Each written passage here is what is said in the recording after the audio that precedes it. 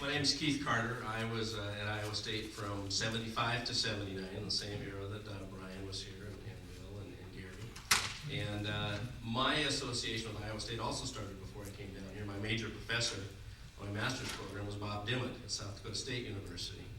And he was the one that got talking to me and said, you really ought to go down to the big leagues. You've learned everything you can after the bachelor's and masters at South Dakota State. And also Richard Anson had came up in my master's program at South Dakota State from Iowa State. And I remember my first class from him is much like Dick Warren. I figured out that's where he got it from. He had this big blackboard. He would fill it up and the chalk dust would fly. And he always wore black pants that were white by the end of every class period. So I transferred down here. I remember my wife Paula and I driving down on a Friday night to meet with Jerry Conlon and Frank Fear, just to have an interview and see Iowa State. They agreed to meet with us on Saturday morning.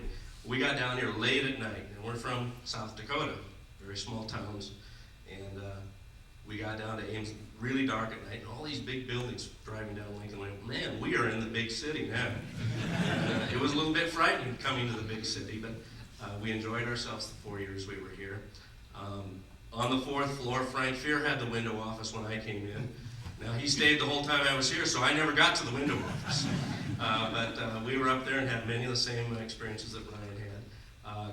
We do remember a lot of the work ethic that you all talked about. On Friday afternoons, if you went up on the fourth floor, every desk of the graduate assistants had a little note that said, "Gone to the library." Well, that was a different library, and I was disappointed yesterday afternoon when I found that the library was no longer there. The building was there, but it was no longer the library. So I wonder what the graduate assistants are doing on Friday afternoons now. And then I got into football at Iowa State, actually, with the Iowa State Cyclones. They weren't very good at that time. Earl Bruce was the coach. It was early in his reign as the coach. But I do remember two football games very clearly, and that was we beat Nebraska 2 years in a row, and that is still a big memory for me. They beat Nebraska 2 years in a row.